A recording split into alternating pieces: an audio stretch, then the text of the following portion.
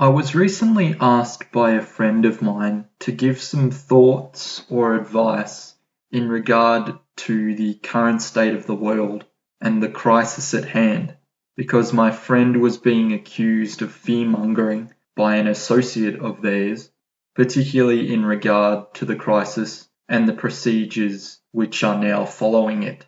The associate of my friend had lost a loved one to the crisis and was seemingly offended by my friend's unpopular thoughts on the current scenario, and was thus wrongly holding them partly responsible for what is a personal tragedy. My friend was looking for relevant statistics and was asking me how to possibly respond to the situation and how to respond to the accusations of misinformation being leveled against them by their associate. After seeing the message and deliberating on how to respond, this is what I came back with. That's a very touchy situation, but you're not actually the one who is fear-mongering. Questioning things that don't add up or make sense is not fear-mongering, at least not deliberately. Whilst it is terribly unfortunate to have lost a loved one, and all that one can do is express sympathy. Death is a reality and a part of life. It's not your fault that someone died, but according to this person, you are somehow partly responsible just for choosing not to blindly submit to authority or give in to propaganda without a moment's thought. The situation is very emotionally charged, regardless of where you sit on the issue. If I were you, I would not bother quoting statistics to them. I would speak to them in the way I am writing this. That's if it is even worth responding, which I will elaborate on in a moment. Look how easily such a substantial number of people have just folded and will do whatever they are told by the media and the credentialed supposed experts. It's partly a philosophical question of personal sovereignty, whether one wants to live in a world where there is a semblance of self-determination, or whether one is content to live in a world that is clearly losing liberty by the minute. It comes down to larger questions like trust or distrust in authority, in this case government, and whether one can honestly say that after any crisis, freedom has ever been restored to the level that it was pre-crisis. History suggests that when liberty is lost by means of dictates or policy, it is very rarely ever restored to the level that it was initially. So after any major crisis, liberty is lost, and things don't go back to the normal that they were, but instead become a new normal, very gradually and slowly. For example, look at 9/11 and the vast increase in airport security and invasive procedure that occurred after it, which naturally is now normal and has not been scaled back and won't be scaled back. This was all done to keep people safer, just like the measures nowadays are being rolled out to apparently do the same thing. There's a serious amount of psychological warfare occurring right now. There is a friend-enemy or us-them divide in the world right now, and it is very difficult to rationally navigate without emotions getting involved and clouding our judgment. And it's very difficult to have someone change sides when they have seemingly already made a choice. The real question is a safe and overly protected life really living? And is it the life you want? And if not, then without safety there will be elevated danger, just as there always has been and always will be. This most recent crisis has just reminded people of life's fragility and the fact that we are all mortal, at least in this life. Any belief, be it political or religious, is just a form of faith, and we all have faith in our worldviews, unless they are altered or challenged by new information or outlook. Some people are just too fearful of danger and death to really and truly live life at all, let alone live the life they want to try and live. No amount of government policy or legislation will ever fully remove discomfort, danger, or death from life, despite that always being the goal of big government. That is the uncomfortable truth.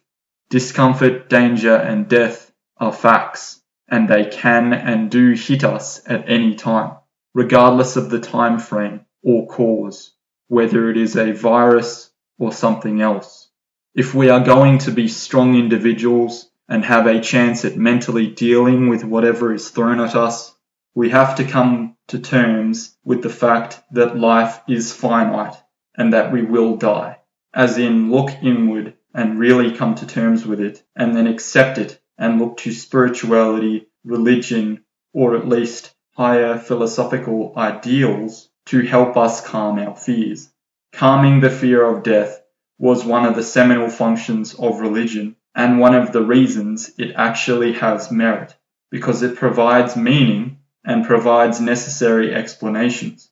It's obvious that faith in metaphysics is needed to answer life's unanswerable questions, one of those questions being, what happens when we die? But with the development of science, the apparent need and relevance of religion, philosophy, and spirituality has been lost and is rejected. But fear remains, especially the fear of death. Possibly the greatest fight and challenge any of us will ever face is the fight to truly free ourselves from fear, despite life's inevitable dangers and discomforts. But that is real heroism. That is real courage. Unfortunately, not everyone will be, can be, or even wants to be heroic or courageous, despite perhaps saying they do in times of peace, ease, and comfort. But if people can't be heroic or courageous, they can at least be sincere, and part of being sincere is searching for truth, which is all that you are doing. Remember that fact checkers will tell you that 2 + 2 = 5, if that is what the owners and operators of the fact-checking authority want you to think. That's where my words of advice concluded. My friend was taken aback by my words and very thankful. I was glad I was able to provide them with some clarity. Furthermore, the traditional or cultural notion of God and metaphysics may be dead in the collective mind of the masses, but the conceptual nature of God and metaphysics is not dead in the singular mind of the individual. Yet since the concepts of God and metaphysics are transcendental and seen as eternal and necessary, as either logos or something absolute, even within the collective mind there is still a need or desire for subordination to a higher power. However, the modern higher power is not spiritual or cosmic, but tangible and rational, be it the state, technology, or scientism, as in the worship of science. In my estimation, Martin Heidegger, German philosopher, searched for a new metaphysics with his groundbreaking work, not just because the old traditions of metaphysics were dead, but because he recognized that metaphysics are in fact transcendental and are permanently necessary to make sense of everything. Yet the suggestion of a new metaphysics would logically suggest the possible need for a new political theory to accompany it into a new age, something that has proved elusive thus far, in part due to prominent intellectuals or cultural figures of the present day being unwilling to endorse a change, despite an ominous sense of stagnation. The only current thinker of genuine note who seems to have truly embraced the need for a change has been the controversial Russian Alexander Dugin in his 2009 book, The Fourth Political Theory. The fourth political theory pertaining to the need for something entirely theoretically new and innovative to proceed from the 3 previous political theories of the universally discredited or collapsed false dawns of both communism and fascism, as well as the rapidly declining liberalism. Speaking of declining worldviews, I am reminded of an argument that I once had with a former colleague some years ago. I called him out for childishly making fun of a politician's physical appearance, but I did it in a cheeky way by telling him that I wasn't laughing with him at his joke. I was laughing at him since I found it hilarious that he was trapped ideologically and wouldn't dare make fun of the appearance of a politician that he agreed with, since he was obviously only making such a joke because he disagreed with the person. My colleague was surprised by my honest take and eventually admitted what I already knew to be true. The argument then progressed to larger themes, such as the nature of morality. My colleague thought he had the upper hand in the argument, and no doubt he considered himself more intelligent than I was in this matter. He essentially appealed to authority without explicitly stating it, because he was a law student, whilst I was an art student with a passion for philosophy that he was unaware of. He just claimed that I didn't know what I was talking about, or that what I was saying was ridiculous, when it wasn't ridiculous, and that is just his subjective opinion.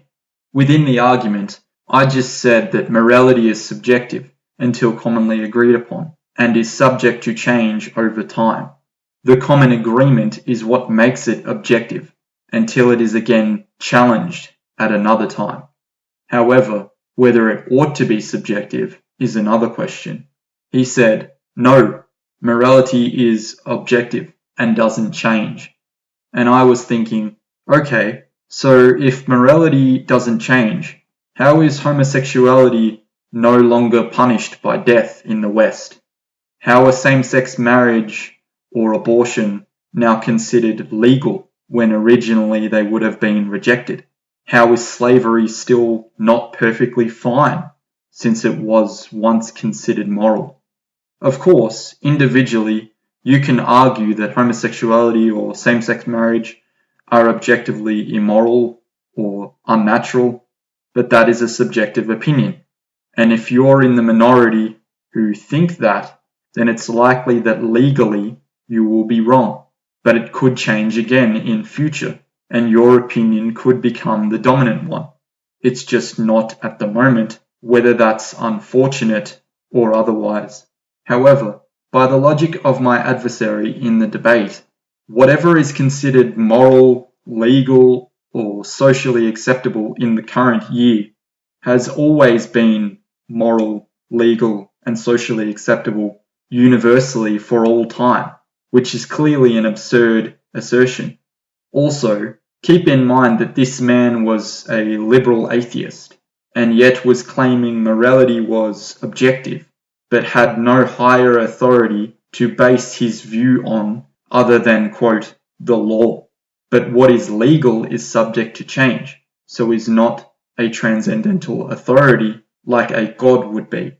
The legal system under which we operate today was merely created by man and can be altered by man.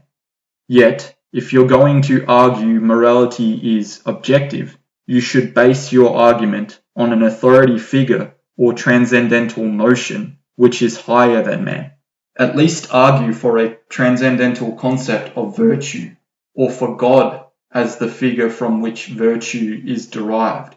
Because if there are moral laws, then there has to be a moral lawgiver who is higher than man. I was raised atheist, but have always had a strong concept of objectivity, which doesn't really come from anyone else other than myself, it would seem. And where did I pick it up from? I don't know, but I've always felt it. Hence, it's an unanswerable question to a degree, and metaphysics is really the only way to answer an unanswerable question, so it would make sense if it came from God. The kingdom of God, or in another sense, the necessity of metaphysics, supersedes the kingdom of man, or the necessity of the material. Luke 17:21 says, "The kingdom of God is in you." Now a common interpretation of this passage is that the kingdom of God is thus within the individual, or at least within your midst.